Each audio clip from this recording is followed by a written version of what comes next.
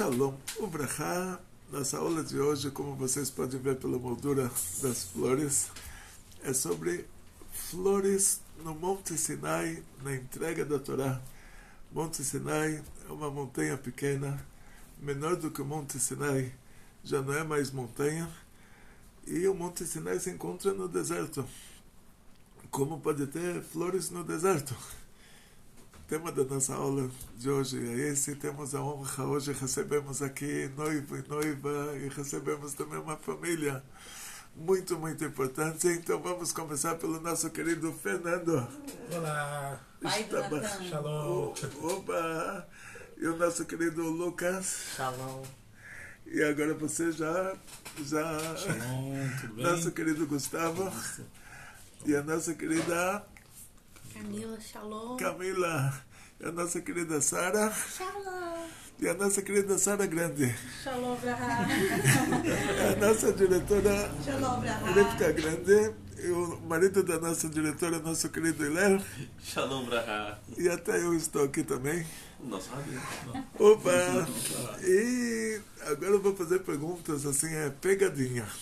E vocês vão me responder. Como nós sabemos que durante a entrega da Torá iriam ter flores no Monte Sinai? Moshe Rabbeinu avisou o povo: gente, vocês tomem cuidado, na hora que Hashem entregar a Torá no Monte Sinai, o Monte Sinai vai se encher de flores. Moshe Rabbeinu falou isso? Mas não explicitamente. Não, especialmente. Como ele falou isso? Como ele explicou isso de uma maneira indireta? Ele falou assim: a revelação divina no Monte Sinai vai ser tão grande, mas tão grande, vai estar tão bom lá, que se uma vaca for para aquele lugar naquela hora, a alma da vaca vai sair. Ela vai voltar para a fonte das almas dos animais, que é a Pnei Shosha B'Merkavah. E então Moshe Rabbeinu falou: não deixem os animais pastarem no Monte Sinai durante a entrega da Torá. Primeira pergunta, você fala: mas eles nunca vão pastar lá porque não tem vegetação numa montanha dessas. Então Moshe Rabbeinu já está avisando indiretamente que, olha, vão nascer flores de repente no Monte Sinai, os animais vão sentir o cheiro das flores, vão pastar lá, e por causa que a revelação divina vai ser tão grande, as almas vão sair dos corpos, quer dizer, os animais vão morrer, vocês vão perder os animais. Então, não deixa os animais pastarem. Pastar o quê? Ele já está te avisando que vai ter vegetação no Monte Sinai na hora da entrega da Torá. Por causa disso, nessa nossa festa de Shavuot, que vai começar, se você está assistindo essa aula no ano em que ela foi feita, esse ano, 5.783 em hebraico, 2023 em português, a nossa festa de Shavuot vai começar na quarta-feira com o... agora me atrapalhei. Quinta-feira. Não começa na quarta, que você vai ficar um dia mais. Quinta-feira, agora. O Adão jogou a culpa na Eva, a Eva jogou a culpa na cobra e o Rabino joga a culpa no trânsito. Quinta-feira, o pôr do sol. Então, quinta-feira, 18 minutos antes do pôr do sol na sua cidade. Eu não vou falar os horários de São Paulo para vocês não se atrapalharem. Então, cada um entra no site da Clima Tempo, verifica o horário do pôr do sol, acende as velas 18 minutos antes. Sendo que é Yom Tov, você pode deixar as velas acesas já, uma vela de 7 dias, acesa antes do pôr do sol. Depois do pôr do sol da quinta-feira, você vai poder passar o fogo da vela de 7 dias para as velas do Yom Tov. E o Eruv? Eruv Tavshelim também a gente faz. O que vem a ser um Eruv Tavshelim? Nós não podemos preparar a comida do Yom Tov para o Shabbat, que cada dia tem a santidade dele próprio.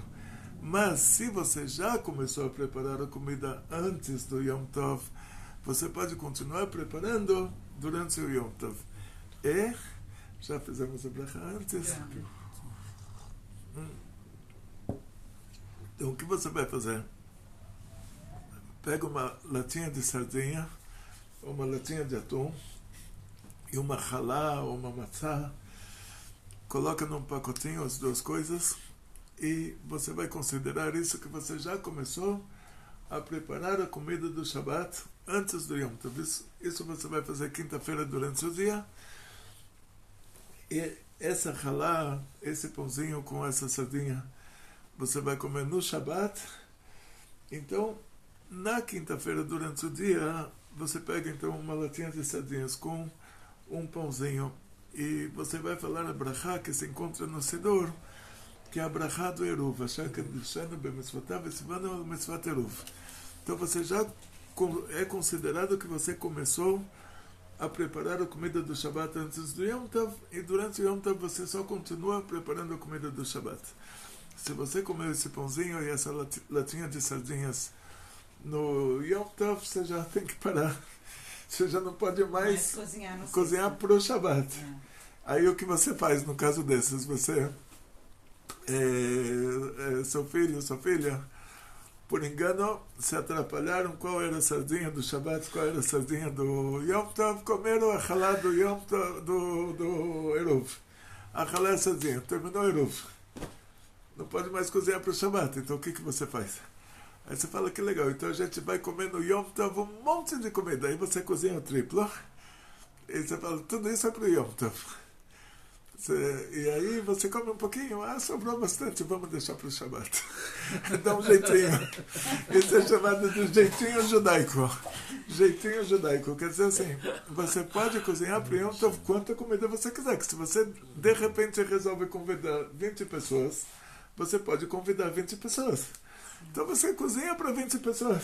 E se eu esquecer de fazer o Eruv? Aí você faz assim, você fala que legal, hoje é Yom Tov, eu posso cozinhar para o Yom Tov. Com certeza eu vou encontrar 20 pessoas na rua, 20 judeus religiosos que não têm onde comer. Vou convidar todos eles para comerem na minha casa, então eu preparo comida para 20 pessoas. Depois abre a porta e fala, que pena, ninguém veio, então vou deixar para o Shabat. Então a mesma atitude. A mesma atitude, é um jeitinho judaico, Porque ninguém pode te garantir que, e se baterem na porta 20 judeus religiosos, sim, agora falar, a gente não tem onde comer, você não vai... Com certeza. Então ninguém pode te garantir, enquanto... Comida nunca é demais. Enquanto existe, só que você não pode falar, estou preparando para o Shabat, você não pode falar para as crianças, não come isso agora porque é para o Shabat. Tudo isso é comida para Yom Tov. Vocês podem comer quanto vocês quiserem, vocês não vão conseguir comer tudo. E a vela de 7 dias, se eu esqueço? A vela de 7 dias, aí, se você deixou o fogo, o gás aceso, ou como se chama? A chama. A chama do gás acesa, aí não tem problema. Você passa o fogo da chama do gás. Mas e se a sua plata é elétrica? Aí você... Então, uma vez, lá em Israel não teria problema. Lá em Israel, quando a gente morava lá, você bate na porta do vizinho, você pega passa o fogo do vizinho para sua casa. Aqui o seu vizinho é 7 quilômetros, né? Então, talvez mais. Então, no Yom Tov é permitido carregar. Então você pode pegar a vela dentro de uma lamparina, tipo, até acender uma lamparina de querosene também é permitido. Você passa o fogo de um fogo já pré-existente para a lamparina de querosene. Sim. Poderia carregar o caminho inteiro. Mas não vamos entrar nesses detalhes, então, para que isso não aconteça. É só prestar atenção. Não se esqueça de deixar. A gente sempre acende duas velas de 7 dias. Eu coloco uma na cozinha, uma na sala, uma coloco com as velas do Shabat. Porque se apaga uma, aí a outra sobrevive. Já tive um caso que apagou tudo. Tive que ir procurar vizinho no Bom Retiro, não tem problema. Não andei 7 quilômetros para encontrar o vizinho que tem a vela. No Bom Retiro você anda 2, 3 prédios, já tem um vizinho judeu religioso já. Então, todo mundo se conhece. Então, na prática, assim, não podemos esquecer, quinta-feira à tarde, de deixar a vela de 7 dias. Agora, você não tem uma vela de 7 dias, você pode fazer uma lamparina de óleo de soja mesmo. Já fiz. Não precisa gastar azeite, não precisa gastar tanto dinheiro. Você vai queimar mesmo, pode ser óleo de oliva, óleo de soja. Então, essa lamparina de óleo de soja, como você fez as velas de Hanukkah, tipo, ou você pode fazer, eu não sei se no Brasil vende cortiça, né, com um pavio no meio. Não, vende. Vende. Então pode... Eu fabriquei uma vez, né? Então qualquer coisa vocês têm aqui, podem encomendar na fábrica. Então, Pano de algodão, qualquer tecido de algodão, camiseta. Essa camiseta aqui. Sim, mas aí Aí você então, pega o laminado, cobre a cortiça e faz um furinho. Aí você tira Pega o laminado, cobre a cortiça com um furinho no meio e bota o algodão. Pronto. olha, então, Funciona. assim, nós vamos pedir para o nosso querido Fernando fazer uma aula prática sobre isso e a gente posta. O Fernando e a Sara vão fazer uma aula prática e a gente posta a aula de vocês juntos fazendo a lamparina para mostrar para a gente como economizar a nossa vela dos 7 dias. Agora, outro problema é se a vela tem uma idolatria. Ou seja, Tem. a vela, quando você chega no supermercado, tem lá o santo não sei das quantas. Isso. É a propaganda da vela. Tipo, a fábrica quer vender, então eles colocam o garoto propaganda ou o santo não sei das quantas. Ninguém vai rezar para aquilo. Ou seja, a pessoa não chega no supermercado e se prostra na frente da vela.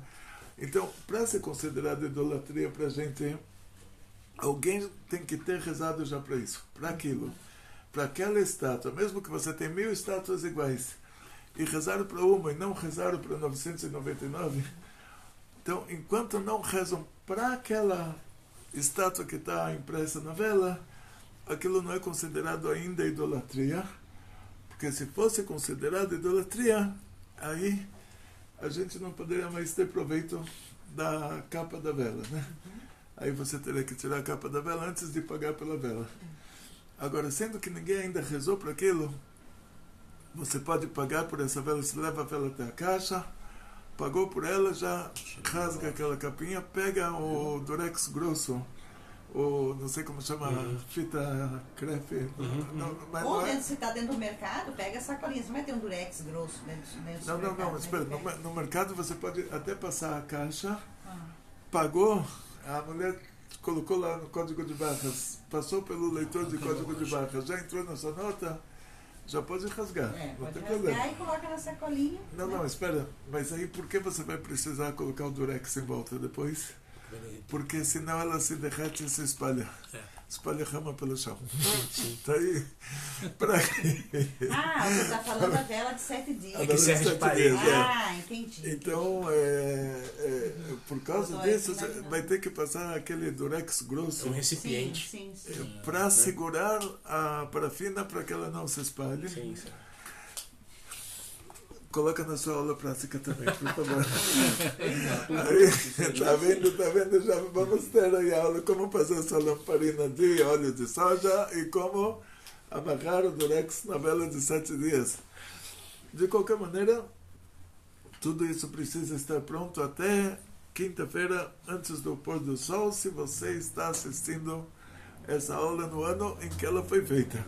Daqui a pouco já vai ter Geulah nessa redenção final, então com certeza não vai ter assim, muitas aulas de Shavuot antes da Geulah. A gente já está na reta final, nós não pegamos o bonde andando, pegamos o bonde já chegando na estação. Na última estação, ou seja, agora, o pessoal pergunta o que vai acontecer quando o Mashiach chegar. Não vão mais ter conversões ao judaísmo. Sim. O Matan Torah, a festa de Shavuot, ela é comparada a uma conversão. Que o povo de Israel tinha 7 mandamentos, receberam um upgrade de 613 mandamentos. E por que não vão mais ter conversões ao judaísmo quando tiver a Geulah? Então não estamos falando sobre o começo da Geulah. A Geulah ela tem etapas. A primeira etapa é chamada Ikvta de Mashiach. Ikvta de Mashiach, nossos sábios dão sinais. O maior sinal, o rio Tietê. O rio vai andar como óleo. Você vai tentar pescar um peixe para um doente e não vai conseguir. Você sabe que você está nos calcanhares do Mashiach. Você está já na geração em que Mashiach vai chegar nela. Depois tem o próximo sinal, que já é o parto da Geulah. Nessa época ainda pode se converter tranquilo. Parto da Geulah, guerra de Gog e Magog, diz o Zohar, os Bnei Ishmael. A Gemara fala que Ishmael se misturou com os persas antigos. Os persas antigos é o Irã de hoje. O Irã não foi colonizado, não trocaram o povo, quer dizer, desde a Pérsia até o Irã, continuam falando persa. E os Bnei Ishmael, eles vão fazer 3 guerras contra os Bnei Esav, uma guerra no mar, uma guerra na terra, uma guerra em volta de Jerusalém. Eles vão conquistar a Terra Santa por 9 meses, e 9 meses é quanto tempo leva para a mulher para dar a luz. Depois de 9 meses é o parto da Geulah. Aí começam os milagres da Geulah. Da Geulah é a redenção final. Aí tem lá descrições assim a torto e a direito, terremoto e Avnei Gabish, pedras que caem do céu, e todas as descrições. Até essa etapa, se alguém se converte ao judaísmo, não tem problema nenhum, porque ninguém sabe quem vai ganhar a guerra, afinal das contas. Quando o povo de Israel já sair do Galut e já você se tornar judeu, imagina hoje um mexicano viaja para os Estados Unidos e ele fala, olha, no México eu estou ganhando um salário muito, muito baixo, eu quero agora ganhar um salário maior, quero morar nos Estados Unidos. O governo americano fala, olha, você só pode morar aqui se você se converter à religião deles, lá não sei qual que é. Aí você ganha passaporte americano, identidade e tudo mais. Ele vai fazer isso na hora, acreditando ou não acreditando. Ele vai fazer por motivos de passaporte e não por motivos religiosos, né? Então, quando já Israel estiver nessa etapa, que os Estados Unidos vai ser um país pobre relativo a Israel, a Terra Santa tem todo os seus territórios, ou seja, do Rio Prates ao Rio Nilos, vai ser o país mais rico do mundo. Aí não tem como saber se a pessoa que está se convertendo ao judaísmo está se convertendo por motivos religiosos ou por motivos financeiros. Por causa disso, não vão aceitar conversões na época do Mashiach. Mas o Mashiach vai saber, né? Vamos lá. Cheiro. Vamos lá. Pelo cheiro, muito vocês. Olha, gente, vocês já estão meio ultrapassando. O maior orgulho do professor é quando o aluno já sabe mais do que ele. E vocês já estão aqui, olha, Fernando está me surpreendendo. Eu vejo todo dia o seu bom dia às 5 da manhã, mas não sabia que você começava a estudar a Torá às 5 da manhã. Então, e a Sara às 5h25. É um judeu disfarçado de Tá vendo? nordestino. Espírito Santo, senhora. Espírito Santo, é. Espírito Santo. Oi, Eu nasci lá. Aí, bem, a gente chama isso de Estado Capixaba. Estado Capixaba. Para não falar o nome da... Mas, mesmo assim, é permitido falar o nome porque é o nome do Estado, que é igual ao nome da Vodazará. Então, você não está falando o nome da idolatria, está falando o nome do Estado, que é igual ao nome da idolatria. Mas a gente imita, era Vila Velha, né? Não, eu estou lá até no nome da cidade também é Aracruz. Mas então, lá tem muito, né? Tem Lá muitos quase portugueses. tudo se anda, né? Tem idolatria, né? É igual Salvador bastante, e tal. bastante, muita coisa. Aí, agora que você vai morar perto de Piracicaba, qual que é o nome da cidade? São Manuel. São Manuel. São Manuel. Lá nos Estados Unidos tem cidades com esses nomes, né? Porque tinha uma parte dos Estados Unidos que era México antigamente. Então tem uma cidade, o rabino de lá chama essa cidade de Canta Bárbara. Canta, Bárbara. Canta, Bárbara. Santa Catarina. Você entendeu, Sara? Santa Entendeu? Catarina. No lugar de falar. Seu Manuel. Canta, Bárbara. Seu Manuel. A cidade de Seu Manuel. A Sara vive em Seu Manuel. Seu Manuel. Aí, voltando para o nosso assunto, então vamos deixar bem claro isso. Não se preocupem em relação que não serão aceitas conversões na época do Mashiach. Essa época do Mashiach é a época em que já a Terra Santa é o país mais rico do mundo, e essa Terra Santa nas fronteiras dela entre o Rio Prates e o Rio Nilos, e hoje está longe de estarmos nessa situação. Hoje no Rio Prates tem lá o Irã, o Iraque, no Rio Nilos tem o Egito, quer dizer, não... Então não se preocupem. Agora, a diferença vai ser, diz o Zohar, o Arizal, que tem almas divinas, almas judias, que caíram em corpos de pessoas que não são judeus. E quando Mashiach, quando já tiver a Geulah, isso já não vai mais acontecer, de uma alma divina cair no corpo de alguém que não é judeu. Então, por isso não vão mais precisar se converter. Agora, esses descendentes dos cristãos novos e de pessoas das cruzadas, da Inquisição, 10 tribos perdidas que a gente não sabe se é a Malásia, se é a Indonésia, se é o Afeganistão, e vai saber onde eles estão perdidos. Todos eles, hoje, eles são povos do mundo. No Afeganistão tem uma tribo de 10 milhões de pessoas que eles se lembram na história da tribo quando eles eram judeus de uma das 10 tribos perdidas que se converteram ao islamismo. O Rav Lau uma vez falou que uma parte dos japoneses são descendentes das 10 tribos. A gente viu, inclusive, alguém trouxe uma foto do Deus do Japão que estava de tefilim e talit. Tefilim é aquele que tem no emoji, você já viu? Ele é um judeu que judeu religioso, e lá ele virou um Deus. E lá ele virou um Deus, e eu não sabia disso. Eu fiquei assim, porque tem o Fábio, lembra que a gente fez o casamento benino deles aqui? Com a menininha, esqueci o nome dela. Então aqui tem ele, e eu não sabia. E o Fábio falou assim, Harumi. Tá. Aí ele me mostrou, ele falou assim, isso aqui é um judeu que lá no Japão virou um Deus. Eles idolatram ele, só que ele tem tefilim, tá a estátua dele, tudo lá, que foi que trouxe o judaísmo, que ensinava para eles alguma coisa de... Ué, roubaram ele daqui. Aqui, ó. Deixa eu só colocar. Aqui ele, ó. Esse aqui. Se você quiser mostrar pra gente aqui também. Ele só que ele é bem pequenininho, Rabino, ó. Ele é esse aqui, ó. Ele tem um nome, mas o Irel pode procurar ele ali. Não, mas é que a gente... Eu ó, só vou aqui, mostrar... Ó. Se mexer... Esse vermelhinho do narigão. O vermelhinho do narigão. Gente, vocês viram o vermelhinho do narigão? Era isso. Agora, é que compartilhar a estátua... Esse aqui, ó. Sendo que é uma coisa idolatrada, a gente não vai poder compartilhar.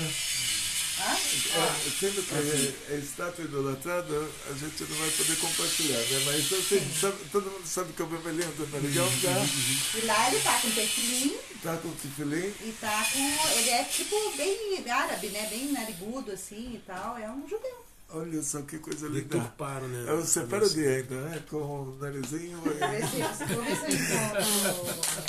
Não só que era judeu, ainda era separadim. Com bigodinho. Olha, então na prática, assim, vai ter uma etapa na Geulah que o Mashiach ele vai trazer de volta todos os descendentes de judeus, que são 10 tribos perdidas e aqueles descendentes dos judeus que se converteram à força na Inquisição e nas Cruzadas, e etc, etc, esses que se misturaram no meio dos povos do mundo. Então quer dizer que a maioria dos casos de conversão acontecem em países que têm mistura. Eu moro no Bom Retiro já há muito tempo. Bom Retiro tem uma comunidade coreana há mais de 50 anos. Eu me lembro quando eu era pequeno no Brasil, os coreanos chegaram, teve a Guerra da Coreia. Quando eu falo quando eu era pequeno, eu estou te falando 55 anos atrás. Aí eu tinha meus 9 aninhos. Aí eu era pequeno, 55 anos atrás, então os coreanos chegaram no Brasil, eles estão lá 50 anos no Bom Retiro, eles conviveram com 11 sinagogas, eles estudaram em todas as escolas judaicas, porque não tinham outras escolas. No Bom Retiro tinha só escolas judaicas. Então eles estudaram, cada coreano que entrava, um judeu saía, mudava para Higienópolis, chegava um coreano, está baixo. Não está baixo. Vocês podem ver que a estátua do Deus do Japão está com tefilim na cabeça. Olha, isso e o Rav Lau, ele falou que ele pode provar que uma parte dos japoneses são descendentes das 10 tribos. Uma coisa louca. Então, na prática, aqueles coreanos, cada coreano que chegava, entrava numa escola judaica, tinha um judeu que se mudava para Higienópolis, até que todas as escolas judaicas do Bom Retiro só tinham coreanos. E no final as escolas se fecharam. 50 anos, nunca nenhum coreano se converteu ao judaísmo. O brasileiro me liga do Vale do Xingu, da tribo de não sei das quantas. conversa comigo meia hora, não estou sabendo que estou conversando com alguém que não é judeu. De tanto que essa pessoa sabe, ele fala as palavras em hebraico sem sotaque. Até que no final ele me conta que nunca viu um judeu na vida, ele quer se converter ao judaísmo, ele estuda pela internet, ele entra no site de um, no site de outro, e já assim, já está pensando como judeu, já está falando como judeu, já está sabendo mais do que muita gente. E Da onde vem isso? da Rondônia, de Manaus, Belém, de Belém, Amazônia. de Amazonas, Goiânia. Eles nunca tiveram contato com judeus. Então, de onde vem isso? Uma vez tinha um ministro da saúde, ele falou publicamente 30% dos brasileiros, eles são descendentes diretos de judeus. Quer dizer, eles são judeus, só que a gente não tem como provar. Tinha um caso do Maurício de Nassau, tem aqui do lado, tem a USP, a Universidade de São Paulo. Eles fizeram vários livros sobre o Brasil holandês. Num desses livros tem as cartas entre o Maurício de Nassau e o governo em Haia. E numa dessas cartas o governo fala para o Maurício de Nassau: olha, pela nossa lei é permitido para o judeu professar o judaísmo. E pela nossa lei é proibido o judeu converter um cristão ao judaísmo. E os judeus de Recife, eles estão fazendo conversões, estão convertendo cristãos ao judaísmo. E está aqui, eles definem exatamente como se faz uma conversão, faz um Brit Milá e leva a pessoa para o mikveh e tudo mais. Eles descrevem detalhadamente como é feita uma conversão ao judaísmo. E o Maurício de Nassau responde para eles: esses que estão se convertendo ao judaísmo, eles não são cristãos. Eles são judeus que foram convertidos à força pelos portugueses, que estão voltando para o judaísmo. Forçados. Para os holandeses já era o suficiente, mas para nós não. Nada a ver com os Anussim, né? Então eles eram os Anussim. Assim diz o Maurício de Nassau, esses eram os Anussim, que eles foram, Anussim quer dizer violentado. Eles foram violentados a rezar para a estátua, violentados a se tornar cristãos, a se converter ao cristianismo, e que tem violentado de uma coisa, tem violentado de outra. Quem é violentado, tem três coisas que a gente tem que morrer e não fazer, uma delas é a idolatria. Então eles foram violentados a fazer idolatria, quer dizer, foram forçados a fazer idolatria por ameaças de morrer queimado em praça pública, na fogueira, com mulher grávida, crianças pequenas e tudo mais. E agora eles estão voltando para o judaísmo. Então eles que estão se convertendo, e não cristãos, são judeus que estão se convertendo de volta ao judaísmo. Para o governo da Holanda já estava bom, para nós não estava bom. Por quê? Uma pessoa que é um Baal Teshuvah, ele é um Cohen, o pai dele é um Cohen, o avô dele é um Cohen, ele vai fazer Teshuvah agora. Se ele se converte, ele deixa de ser Cohen. Ele vai poder casar com uma mulher convertida ou com uma divorciada que para o Cohen seria proibido. Para mim seria permitido, para o Cohen seria proibido. Então, aí eu não poderia então tirar dele o status de Cohen. Então, como pode ser que fizeram, se tinha como provar que eles eram judeus de verdade, não tinha como fazer conversão. Seria proibido converter eles, porque aí você está tirando o status anterior deles. Então, quer dizer, 130 anos depois da Inquisição, ninguém tinha como provar mais quem era quem. Eles não tinham como provar, eles sabiam que os bisavós eram judeus, mas não tinham como provar. Por causa disso, tiveram que se converter. E quem diria agora, 500 anos depois? Se 130 anos depois já não tinha mais como provar, tinha que se converter na dúvida. Imagina agora. E era uma época que todo mundo concordava. O governo da Holanda também concordou que eles são descendentes de judeus. Mas, o que a gente pode fazer? Então, quanto mais agora. Meu sobrenome é Tal. Sobrenome Tal. A gente encontrou T-A-L. Tal. A gente encontrou tanto em Israel. E a trisavó dele é Tal. De Tal. Então, Que coisa legal. Legal. E o meu é Jax. Lá Jax. também, Jax com 2C. E Israel cheio de Jax. Então, assim, não tem como, sabe? Quem se aproxima do judaísmo se aproxima por amor e porque é judeu. O meu é Simonato. Simonato. Simonato. Então, depois... Depois faz as velas. O meu é Chieso. Tá vendo? Tá vendo? O que acontece assim, na prática, tem muita gente que fala, olha, tinha um sobrenome judaicos típicos de 500 anos atrás. Mas no Brasil o sobrenome vai pelo pai. Então o sobrenome não é prova de que a pessoa é judeu, porque o judaísmo vai pela mãe. Outra coisa, teste de DNA. A pessoa fez um teste de DNA, tem um primo, ele fez um teste de DNA. Já está numa certa idade, já não tem muito o que fazer com dinheiro, então fez um teste de DNA, é legal, assim. E no teste de DNA deu assim, eles dividem judeu sefaradi, eles consideram uma raça, e judeu ashkenazi é outra raça. E não é o mesmo povo, tipo, no teste de DNA são raças diferentes.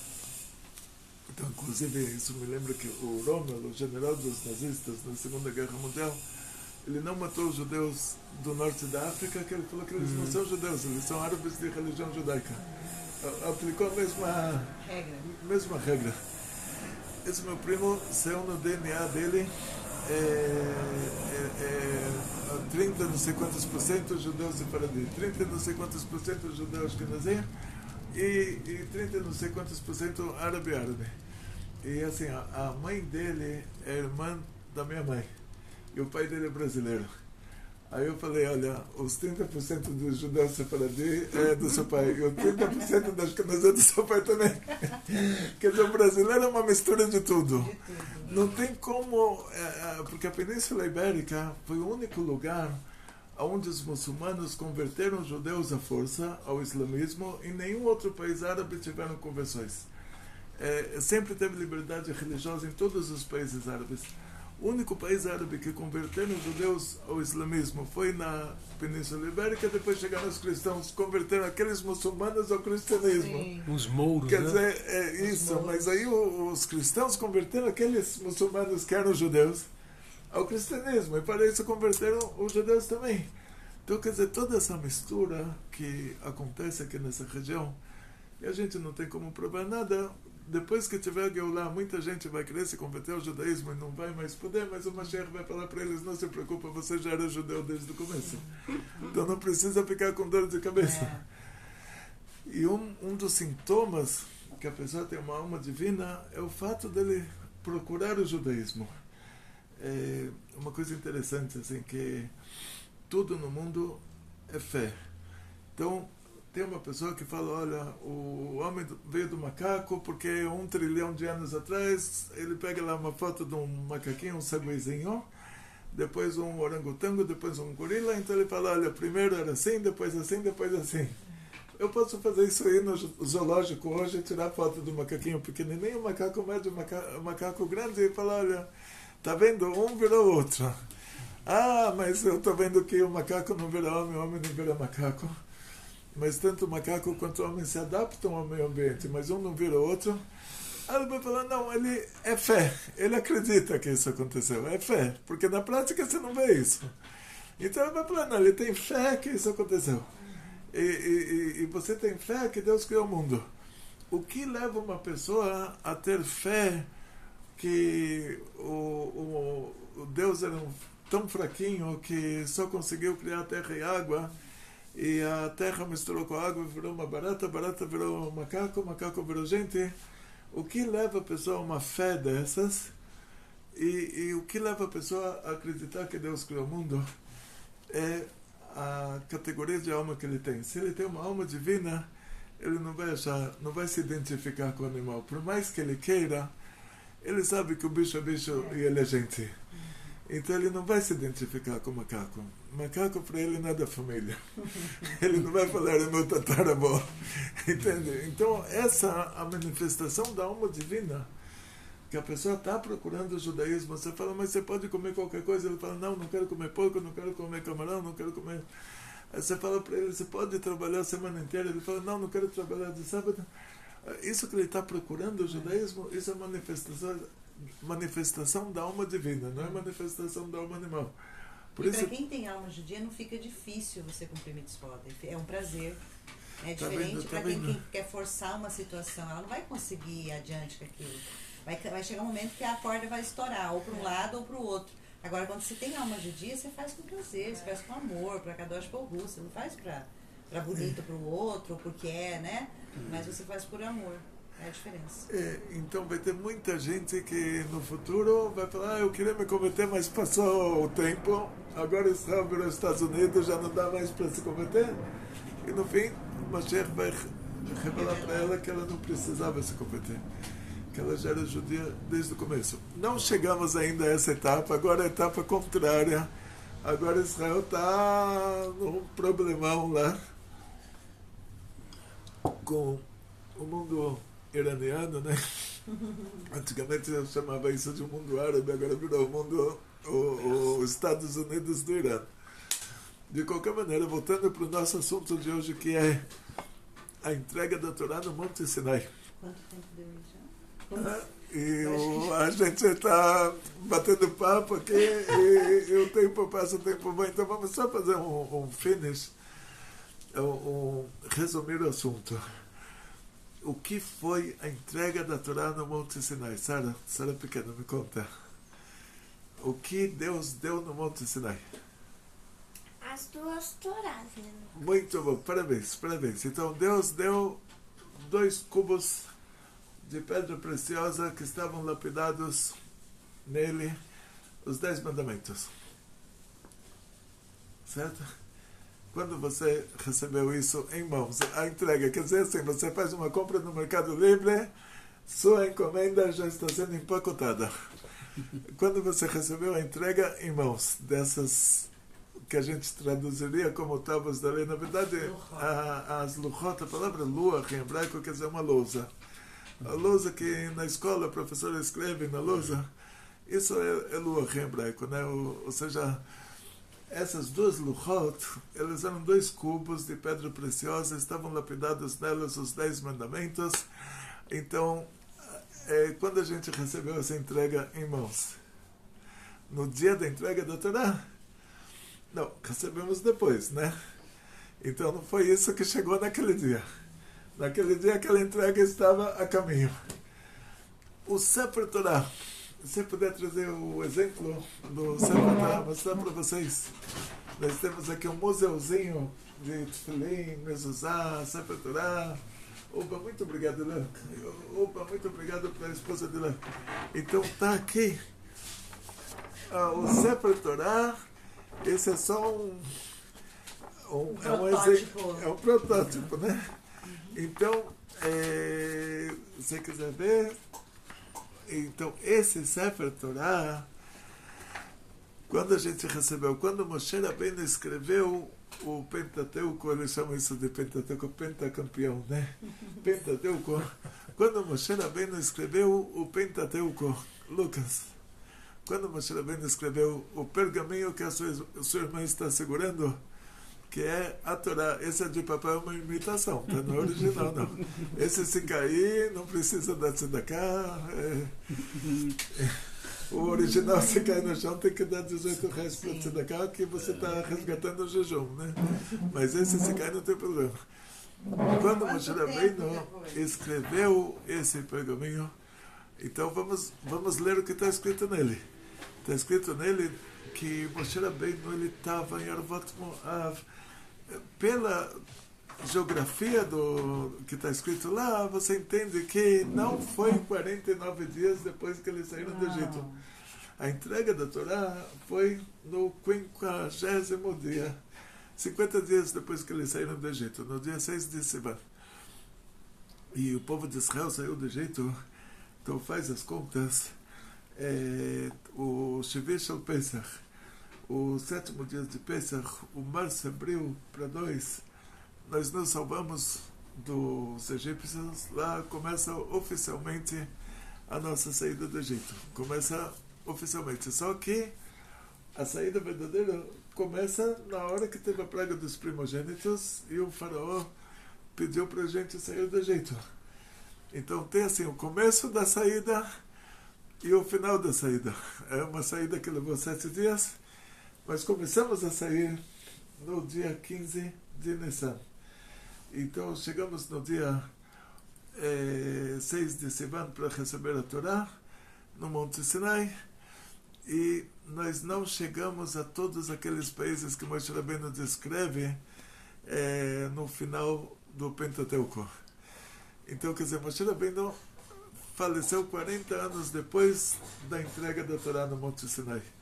E no Sefer Torá ele escreve sobre o próprio falecimento. E ele já fala, olha, toda a Torá é Ruach HaKodesh, né? É Deus falando por meio de Moshe. Então ele já escreve, Moshe faleceu, tudo. Então não pode ser que ele escreveu isso, que ele está contando todos os acontecimentos antecipadamente, que ele já está contando no Sefer Torá que, olha, vai ter bezerro de ouro, vai ter...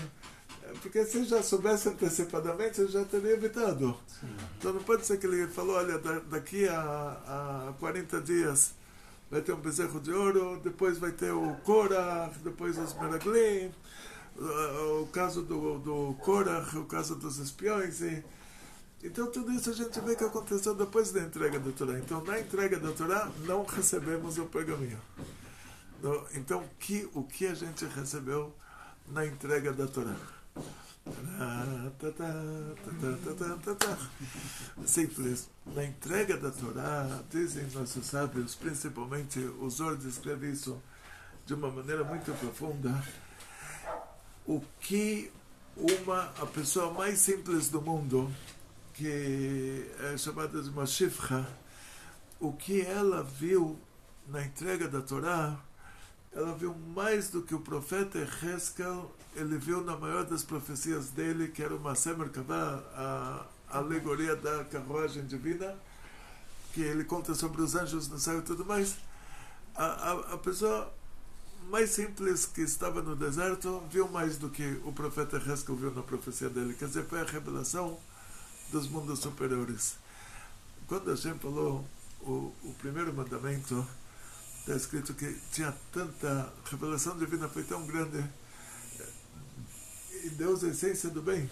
Então na hora que a gente vê a revelação divina, a gente quer subir. É como a criança, que a polícia encontrou a criança no supermercado. Chega a mãe de braços abertos, a criança empurra a guarda, fala, não me importa que você está armado, tudo, eu quero ir para minha mãe, não me importa o que você vai fazer. Então as almas saíram do corpo. Hashem fez um milagre e ressuscitou o povo inteiro. Falou o segundo mandamento novamente, as almas saíram do corpo. Então quer dizer que a entrega da Torá não foi um dia de estudos. Não tem como estudar dessa forma. Não tem como estudar assim, você não vai se lembrar o que você estudou. Pessoal, ouve um mandamento, a alma sai do corpo, ele ressuscita. Vamos perguntar para ele, o que você ouviu mesmo? Ele vai falar, desculpa, o negócio estava muito action lá. Não me lembro mais o que eu estudei. Então, o dia da entrega da Torá não foi um dia de estudos de 10 mandamentos. Então, o que está escrito lá? Que o povo viu as vozes. Eles não ouviram as vozes, eles viram as vozes. O que quer dizer? Eles viram a palavra voz em hebraico, quando Deus falou os 10 pronunciamentos, está se tratando da revelação divina. Porque Deus não precisa falar, mas a fala é um exemplo para a revelação. Quando você usa a palavra fala, você Hillel está aqui, nosso grande Hillel. Hillel é Katan, mas ele é Hillel Gadol. Hillel Gadol, quando você precisa falar com você próprio, você precisa usar palavras em português, em qualquer outra língua, ou é o suficiente você pensar? Eu só penso. Só pensa. Então, fala é quando você quer revelar o que você pensou. Então, 10 pronunciamentos que Deus criou o mundo, Deus não precisou falar, Deus está acima de todos os conceitos materiais. Então, 10 pronunciamentos quer dizer que revelação. Esses 10 pronunciamentos divinos são uma sincronização das 10 sefirot lá em cima, que estão sincronizados com esses 10 mandamentos que foram dados no Monte Sinai. Então, o point, o principal, não foi a entrega dos 10 mandamentos por escrito, porque isso a gente recebeu depois. O principal foi a revelação do que está por trás desses 10 mandamentos, que são os 10 sefirot lá em cima. Então o povo viu os mundos superiores. Tem 10 sefirot no mundo de Yetzirah, tem 10 sefirot no mundo da Briah, tem 10 sefirot no mundo de Atzilut. O povo viu os mundos superiores, eles viram os anjos lá em cima, eles viram tudo. Então, o nível de revelação profética que aconteceu na entrega da Torá é que o povo viu tudo que tem lá em cima. Isso que foi a entrega da Torá. Daí tudo bem. Daí você pode falar, Moshe Rabbeinu e o povo de Israel tiveram um grande mérito, eles viram tudo que está acontecendo lá em cima. Mas o que isso tem a ver comigo? Eu estou comemorando o que eles viram? Não estou comemorando o que eles viram. Se eu estou comemorando, quer dizer que tem a ver comigo. E o que tem a ver com a gente? Antes da entrega da Torá, o mundo de cima e o mundo de baixo, eles não estavam sincronizados. Eles estiveram sincronizados quando Deus criou o Adão e a Eva no paraíso. Aí a revelação divina estava aqui embaixo nesse mundo. Depois, Adão e Eva estavam no paraíso. Tinha uma cobra enrolada numa árvore. E Adão e Eva foram criados que dia da criação, Sara?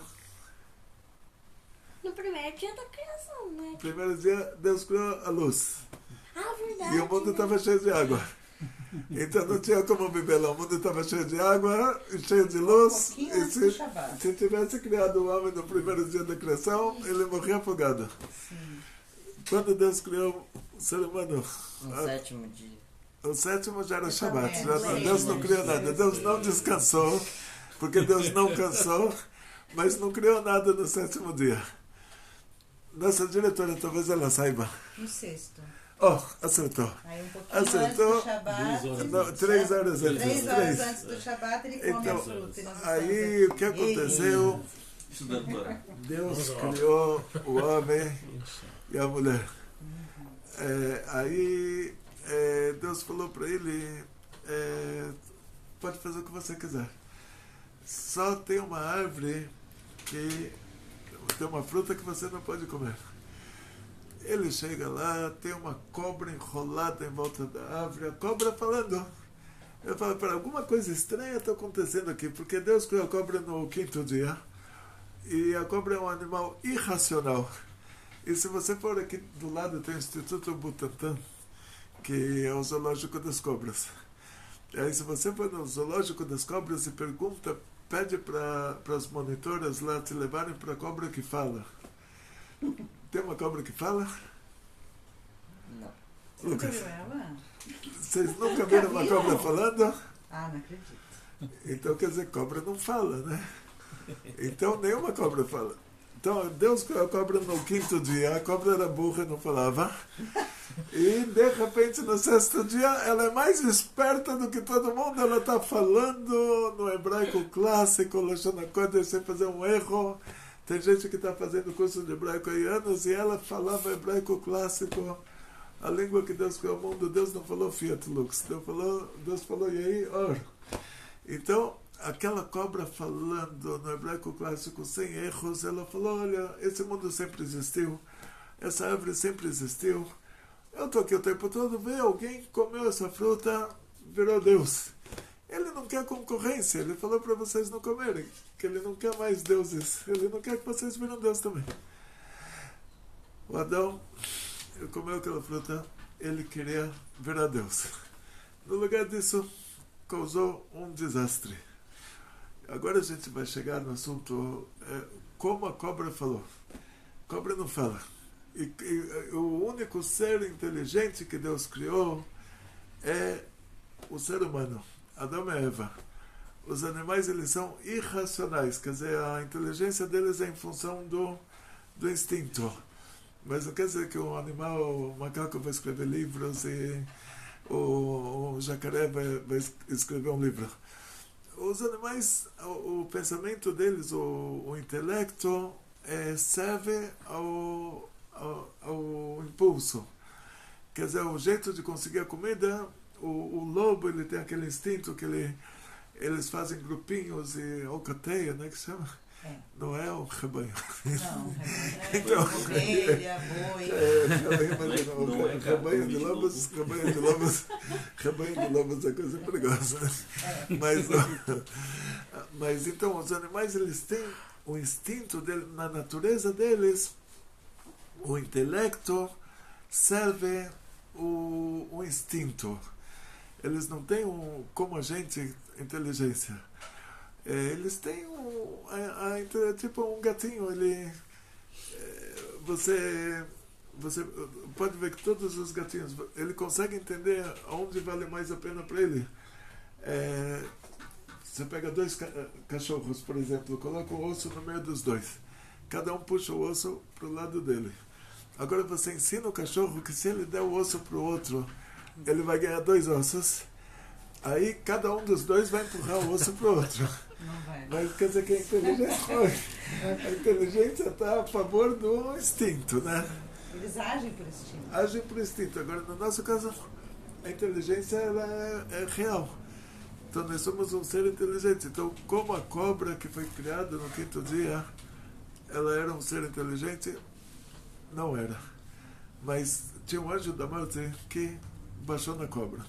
Aí, era ele que falava por meio da cobra. Ele usou a cobra como um receptáculo. Então, na prática, voltando para o assunto da Torá, nessa hora que o Adam Arishon ele fez essa idolatria, ele comeu aquela fruta para virar Deus, a revelação divina nesse mundo desapareceu. Quer dizer, a revelação divina sobe para um mundo acima. Aí o Caim matou Abel, mais para cima ainda. E cada vez, conforme vai acontecendo uma coisa pior do que a outra, a revelação divina continua subindo. Então, cada vez o mundo fica uma escuridão espiritual maior. O que aconteceu que na entrega da Torá foi que novamente essa revelação divina que estava antes do primeiro homem fazer a primeira transgressão, ela se revela nesse mundo de novo. Então, aonde a gente vê isso? Só com isso vamos terminar o assunto da entrega da Torá, que ultrapassamos o tempo assim de longe, mas vamos... Onde a gente vai ver isso? Tinham 3 anjos que vieram visitar o nosso patriarca Abraão. Esses 3 anjos eram o anjo Gabriel, o anjo Michael e o anjo Rafael. E Abraão Avinu, eles se fizeram de pessoas, como 3 árabes. Abraão Avinu ensinou para eles que tem Deus no mundo, e Abraão Avinu ensinava a Kabbalah. E tem o Sefer a Yetzirah, diz o Zohar, que foi Abraão Avinu que escreveu. E os anjos estavam felizes lá, não reclamaram. E com a entrega da Torá, eles falaram para Hashem: a gente não quer que você entregue a Torá no Monte Sinai. Vai comparar o não matar, não roubar com o que Abraão Avinu ensinou para eles? Então, por que eles não reclamaram de Abraão? Falaram: a gente não quer que você ensine para a gente a Torá. Por que reclamaram agora que 10 mandamentos reclamaram? Que Deus vai falar, não pode fazer estátua. Eles vêm reclamar. Então a gente vê que os 10 mandamentos, novamente, os 10 mandamentos da entrega da Torá no Monte Sinai, eles não foram uma aula de Torá, não foram uma aula de religião, não foram uma aula de 10 mandamentos. Eles fizeram uma diferença entre os mundos. E essa diferença é que antes de Deus criar o Adão e a Eva, no 2º dia, quando Deus separou entre águas de cima e água de baixo, tem uma opinião que Deus criou os anjos nesse 2º dia. Tem uma opinião que foi no 4º dia, tem uma opinião até que foi no 1º dia. De acordo com todas as opiniões, quando chegou na 6ª-feira, na hora de criar o homem, Deus falou para os anjos: vamos fazer o homem. E Deus fez o homem sozinho, sem que nenhum anjo ajudasse. Então, por que falou para eles: vamos fazer o homem? Se na hora de fazer não deixou eles interferirem. Depois, com o anjo Gabriel, Deus falou para ele: vamos descer e ver o que está acontecendo na torre. Depois mandou o anjo Gabriel sozinho para fazer 70 línguas. Por que não desceu junto com ele? Tipo, a revelação divina não baixou lá. E então a diferença entre o primeiro caso e o último vai ser o seguinte: Deus criou os anjos para eles serem as nossas babás, para fiscalizarem o nosso comportamento. Como você está na escola e tem a professora que ela avisa a sua mãe se você se comportou bem, se você estudou bem, se você não foi mal criado, não falou palavrão, não gritou, berrou, bateu. Então tem a professora lá fiscalizando. Se você começa a gritar, ela fala: olha, abaixa o volume. Se você bater em alguém, ela vai falar: proibido bater. E você não vai ganhar agora o presentinho. Então os anjos foram criados para nos fiscalizar. Por que a Hashem precisa de alguém para fiscalizar a gente? Porque Deus é a essência do bem. Tudo que a gente pedisse para Ele, Ele ia dar. Ele não tem como negar. Então, Ele criou os anjos antes de nos criar para que a gente tenha uma fiscalização, para que Ele fale para a gente, na hora que eu peço para a gente, falar: olha, o que te importa tudo que eu faço de errado? Eu quero que você me dê tudo de bom. Eu falo: eu quero te dar tudo de bom, mas não posso te dar por causa da fiscalização, por causa do tribunal divino que estão alegando que você está fazendo isso de errado. Então, esse tribunal divino, composto por esses anjos, eles tinham pleno direito de fazer o decreto lá em cima, e tudo que era decretado lá em cima tinha que ser decretado aqui embaixo. O que mudou com a entrega da Torá é que quem vai fazer esse julgamento da entrega da Torá para frente, nós vamos fazer o julgamento, o tribunal rabínico faz o julgamento, o que é decretado aqui nesse mundo, aqueles anjos têm que decretar depois de nós. Essa foi a mudança, por causa que a revelação divina... Isso que eles não queriam. Isso que eles não queriam. Por causa que essa revelação divina ficou maior aqui embaixo, mesmo que ela está totalmente oculta. Mas esse mundo ficou principal, e o mundo de cima, os mundos de cima ficaram secundários, e isso vai se revelar na ressurreição dos mortos. Isso vai se revelar. Que esse mundo aqui vai ser mais alto paraíso do que o alto paraíso. Vai se revelar o lado espiritual do mundo material. Então, por causa que, a partir da entrega da Torá, o que a gente julga aqui embaixo, eles têm que aceitar isso lá em cima. Por causa disso, eles não queriam que Deus entregasse a Torá aqui embaixo. Então, vamos só para fechar o motivo que eu queria falar tudo isso. Então, uma das leis da Torá é que tem que honrar pai e mãe. Me fala, Sara, agora essa pergunta é super fácil, né? Onde está escrito na Torá que você tem que dar um copo de água para sua mãe? Está escrito na Torá. Fala na 7 leis do Noah que tem que honrar o pai e a mãe. Na Torá está escrito que tem que honrar pai e mãe. Então, por causa que está escrito na Torá que tem que honrar pai e mãe, quer dizer que é como se tivesse escrito na Torá que se a sua mãe te pede um copo de água, você tem que dar para ela. Então, da mesma maneira, está escrito na Torá que tudo que os nossos sábios decidirem no Bet HaMikdash, no lugar que Deus vai escolher, o que eles determinarem lá, eles eram um tribunal chamado Sanedrin, que tinham 71 sábios, e o que eles determinarem lá, isso vai ser lei para nós. Então, eles determinaram poucas coisas, mas o que foi determinado aqui embaixo, no Bet Adin Shel Mata, no tribunal de baixo, foi determinado no tribunal de cima. Então, isso que aconteceu com a entrega da Torá. Quer dizer, a entrega da Torá foi uma mudança de status. Que no lugar dos anjos determinarem lá no tribunal divino, determinar alguma coisa, a gente tem que aceitar como era antes da Torá, agora teve uma mudança de status. A gente determina aqui embaixo e eles têm que determinar lá em cima. Só vou dar um exemplo para vocês disso. Só deixa eu fazer uma pergunta. Sim. E essa questão da Sefirot, então os mundos foram revelados Sim. com a entrega da Torá. Sim, por E isso que as essa- almas saíram do corpo. Por isso que as almas saíram do corpo. Então, eles viram o quê? Eles viram, dizem nossos sábios, o profeta Heskel, na maior profecia dele, que é a Maseh Merkabah, a coisa mais esotérica, uma shifra, a pessoa mais simples. Shifra é tipo Uma faxineira. pessoa que não sabe fazer nada, a não ser você dar um paninho para ela, você fala direita, esquerda, você coloca o paninho na janela, você vira para esse lado, para aquele lado.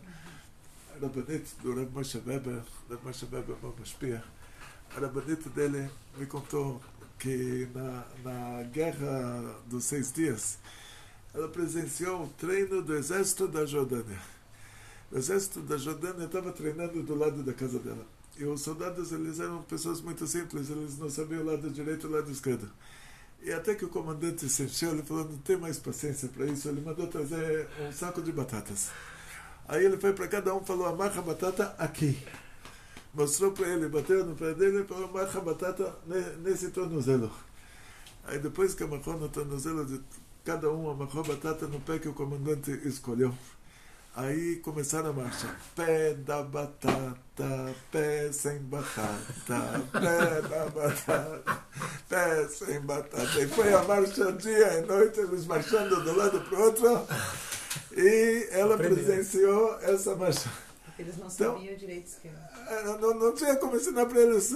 Não conseguiram entender o que é direito e o que é esquerdo. Então, pé com batata, pé sem batata. Pé com batata. É uma história real que ela me contou. Ela viu na frente da casa dela, eles estavam marchando, ela morava na cidade velha de Jerusalém, eles estavam marchando na frente da casa dela. O que aconteceu na prática? A pessoa mais simples, quando a gente fala, é mais simples do que isso até. Ela viu na entrega da Torá mais do que o profeta Hezkel viu na profecia mais esotérica, que é o Maseh Merkavah. O que ele viu e o que ela viu, eu não sei. Mas o que a gente entende, se ela viu mais do que o profeta Hezkel viu no Maseh Merkavah, que é a profecia mais esotérica, ela viu bastante coisa. Exatamente o que foi, a gente vai ver no futuro. Mas, na prática, então, voltando para esse detalhe, a entrega da Torá, ela foi uma mudança de status. Só para dar um exemplo para vocês, o que até onde chega essa mudança de status, quando o Beit HaMikdash foi destruído, o povo de Israel viajou para a Europa, muitas pessoas se mudaram para a Europa, e muitos judeus, posteriormente, se mudaram para os dois impérios que tinham na época, assim, que eram impérios predominantes, eram o Império Árabe e o Império Bizântico. Há 1100, 1200 anos atrás. Vamos dizer assim, 1400 anos atrás, para ser mais certo. Então, tinha o Império Bizântico, eles eram cristãos, o Império Árabe eram muçulmanos, e tinha os judeus árabes, que eram os judeus que moravam na Península Ibérica, falavam árabe, moravam em Portugal, Espanha. A capital daquele império era em Bagdá. E tinha os judeus dos países europeus, que a capital daquela região, o país principal era a Turquia cristã, que era o Império Bizântico. E essa divisão, chamada de Ashkenazim, Sefaradim. Ashkenazim, que são os judeus da Alemanha antiga, não é essa Alemanha de hoje, quer dizer, aquela região chamada de Alemanha naquela época, que era Gália, e os judeus Ashkenazim são os judeus europeus. Judeus Sefaradim, judeus espanhóis, eles não são espanhóis, são árabes. Judeus árabes. Quer dizer, quando você fala judeus espanhóis, você está dizendo judeus árabes.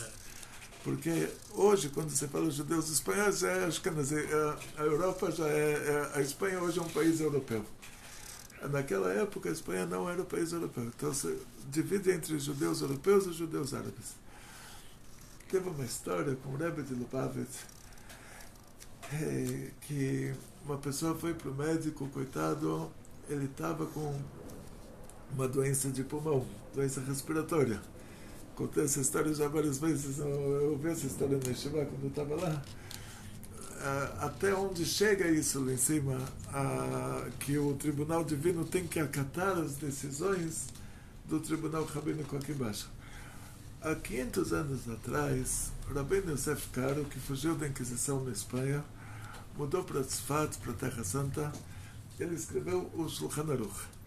Tinha um grande rabino na Europa, que era o Remor, Rav Moshe Isserlich. Ele estava pronto para escrever o Shulchan Aruch, mas ele falou, ele quer a união do nosso povo, a entrega da Torá foi a união do nosso povo. Então ele vai dar a honra para o Rabbeinu Yosef Karo de escrever o Shulchan Aruch, mas ele vai acrescentar no Shulchan Aruch as tradições europeias. E nessa diferença tem uma coisa chamada trefá.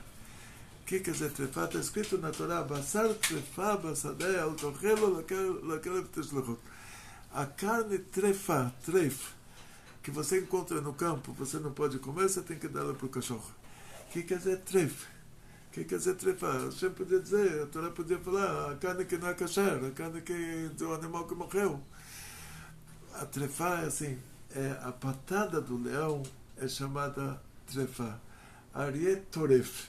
Então, uma carne taref quer dizer uma carne que recebeu a patada do leão. Então, na hora que o leão deu a patada num boi, começou a morte do boi. Se vai chegar o shochet agora e vai fazer shchetá, vai fazer o bate kasher, vou falar para o shochet o que você fez não é nada, porque o boi já começou a morrer de uma forma não kasher, e você só adiantou a morte dele, mas não é que ele vai morrer por causa da shchetá. Já é determinada a morte dele. Morto. Ele já é um bicho morto, ele está já no processo de morte. Então, essa palavra trefá, que é a patada do leão, você fala carne tref. O que quer dizer tref? Quer dizer que o animal já começou a morrer, não adianta fazer shchetá. O Beit Yosef, Rabbeinu Yosef Karo, Shulchan Aruch do Sefaradim, tem um caso de doença respiratória que ele determina que isso não é trefá. O boi está com resfriadinho. E esse mesmo caso, o Remó falou, não, desculpa, aqui na Europa o boi morre em um mês. Aqui há uma trefá. E os dois, nesse caso, eles ficaram abertos, cada um ficou na opinião própria. Então o Beit Yosef falou isso aqui em Israel, um resfriadinho. E o Remó falou isso aqui na Polônia, é uma corona aí, Deus me livre, é doença mortal, não é um resfriadinho. E uma pessoa pegou uma doença que tinha todos os detalhes, vai saber se não era uma mutação dessa doença. Hoje eu falo muito sobre mutações, né? Se é uma exceção de regra, tipo, ele pegou a doença do animal, pode ser que por exceção de regra, a maioria das pessoas não pega a doença dos animais, a maioria dos animais não transmite doença para as pessoas, mas por exceção de regra ele pegou aquela doença. Ou era uma doença humana muito parecida, que tinha todos os detalhes daquela doença animal. Não era vaca louca? Não, provavelmente não, porque senão o Beit Yosef também iria determinar que é uma trefá. Então ele chegou para o médico falou, olha, você é um cara que tem muito dinheiro, você tem 30 dias de vida, para que a sua família não se pegue, para que você tenha o prazer de falecer feliz, todo mundo unido, todo mundo levando o seu caixão junto sem brigar, já divide a herança nesse mês, dá para cada um o que você decidiu, para não brigarem depois. Mas mais de 30 dias você não tem como viver. Aí ele foi, no lugar de ir para o cartório, ele foi para o Rebbe. Aí ele falou, Rebbe, está aqui o diagnóstico do médico. O Rebbe falou, essa doença, para o Beit Yosef, não é uma trefá. O boi vive a vida inteira. Morre de velho. Para o Remó, que é o rabino que dá o psak do Shulchan Aruch para os judeus europeus, é uma trefá. O boi morre depois de um mês. Então, lá em cima, o mundo é julgado. O que foi decidido no tribunal de baixo é decidido no tribunal de cima. Então, o tribunal do Sefaradim decidiu que isso não é uma trefá. Então, o tribunal divino tem que aceitar que não é uma trefá. Ah, mas o tribunal Ashkenazi decidiu que isso é sim uma trefá. O tribunal divino tem que aceitar que isso é uma trefá. O que eles vão fazer? Coitados dos anjos lá, são os perfeccionistas. O que eles vão fazer agora? Ah, simplesmente, eles pegam o mapa. Eles falam, até o Império Bizântico são Ashkenazi. Começa o Império Árabe, são Sefaradim. Então o Rebbe falou, se você consegue, pega um navio agora, você consegue chegar na Terra Santa, antes de 30 dias, você vai viver até os 90, 100 anos de idade. E foi isso que aconteceu. Ele conseguiu mudar de país, Mudou de ele status. viveu, e o status dele lá em cima mudou. Então, por isso que dizem, tem muitas coisas entre Sefaradim e Ashkenazim. Por exemplo, eu estava no Baba Sali muitas vezes, o Baba Sali me aproximou bastante. E uma das coisas interessantes, o Baba Sali tinha uma filha que era casada com Chabad, que o Yashar Edri, Arav Yashar Edri, eu vi uma foto dele agora 2 dias atrás, ele está de barba branca, eu falei, uau! Mas eu me olho no espelho, eu também estou de barba branca. Eu esqueço que a alma sempre fica com 20 anos de idade, né? A alma não envelhece, só o corpo que envelhece. Então esse Yashar Edri era casado com a filha do Baba Sali, que a filha da terceira esposa. O Baba Sali tinha 4 esposas simultaneamente, que os judeus do Marrocos eles se casavam com 4 esposas. Então quer dizer que lá em cima eles são julgados de acordo com os judeus sefaradim. Cada uma tinha um casamento com Chupá, com Ketubá, com um casamento verdadeiro. Tinha que dar para cada uma casa. Eles são julgados dessa maneira. Agora, se alguém aqui no Brasil vai casar com 2 mulheres na comunidade judaica, lá em cima ele vai ser julgado, está fazendo coisa errada. Então, assim, o julgamento do Tribunal Divino, ele tem que ser de acordo com o julgamento do Tribunal Rabínico aqui embaixo. E isso foi o que aconteceu na entrega da Torá, mudou esse status. A partir da entrega da Torá, o que é decidido pelo Tribunal Rabínico aqui embaixo, é decidido lá em cima. E só agora, a última coisa, se dá para ver o Rav Moshe Weber, meu mashpia, aquela foto. Eu tive um caso desses com ele, esse caso assim de arrepiar. O Rebbe dava uma palestra em Nova York, eles puxavam o telefone e faziam uma ligação de Nova York para London, de London para Jerusalém, de Londres para Jerusalém, e eu fui com o Rav Moshe Weber na Yeshiva, Torah Temet, para ouvir que lá ia ter um telefone com alto-falante, ouvir o Rebbe falando na América, a gente iria ouvir em Jerusalém. E aí fomos lá, depois que ouvimos 4 horas e meia o Rebbe falando, aí eu já estava assim inspirado, já estava lá no 7º céu. Falei, Moshe, vou te contar um problema que está me doendo no fundo do coração. Tem um amigo brasileiro do Rio de Janeiro, ele casou com uma mulher norte-africana, marroquina. Marrocos é um país que fica no norte da África, e a mulher, uma vez por mês, ela tem um surto de dores, 2, 3 dias, ela sobe nas paredes de dor, ela é levada para o hospital, no hospital dão para ela tranquilizantes e não descobrem qual é a doença dela, depois de 3 dias passa sozinho. E ela está em sã consciência, não é uma doença psiquiátrica, ela não altera nada no cérebro, é só dores no corpo, e ela não sabe o que fazer. Eu falei para o Rav Moshe, você tem que ir comigo na casa dele, ele morava no Shikun Chabad, esse amigo. E fomos lá para o Shikun Chabad, do lado da Shiva mesmo, sim, meio quarteirão de onde a gente estava. Entramos lá, esse meu amigo assim, instrutor de felicidade, falou qual o mérito que ele tem, que o Rav Moshe Weber está na casa dele. Eu falei, o mérito que ele tem, que a gente depois de 4 horas e meia ouvindo o Rebbe, o mínimo que a gente podia fazer é vir aqui, ver como você está. E o Rav Moshe pegou na minha mão, pegou na mão dele, falou, nós somos um tribunal rabínico. O que o tribunal rabínico decide aqui embaixo, o tribunal divino tem que decidir igual. E nós decidimos que a cura para a doença dela vai ser encontrada.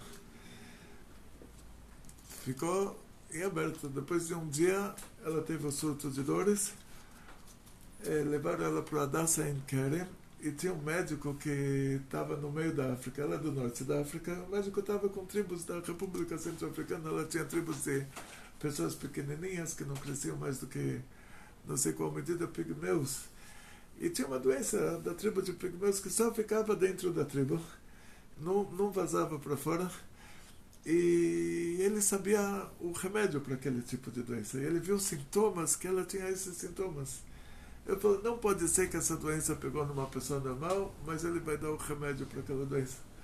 Deu o remédio para aquela doença, a doença dela passou. Uau. Então isso é um exemplo. O Rav Moshe fazia isso muitas vezes.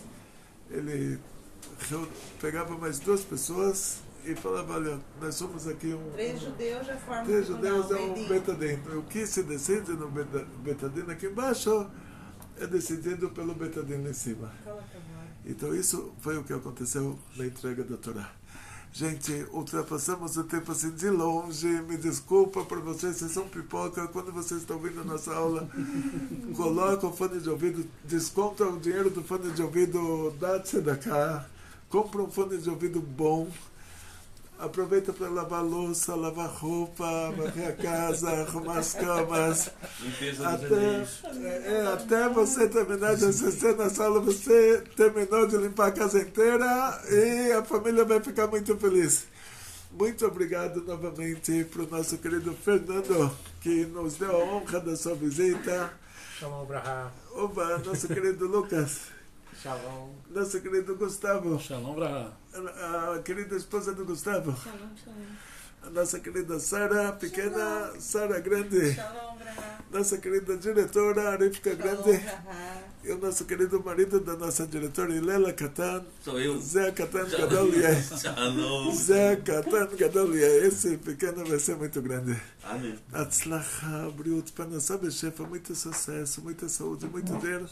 Felicidades judaicas e toda a família, grandes milagres em grande estilo. E o conselho que eu dou para vocês, eu faço eu próprio. Eu lavo as louças sábado à noite, Motzei Shabbat. Eu pego aulas de Zohar, de Israel, de grandes rabinos.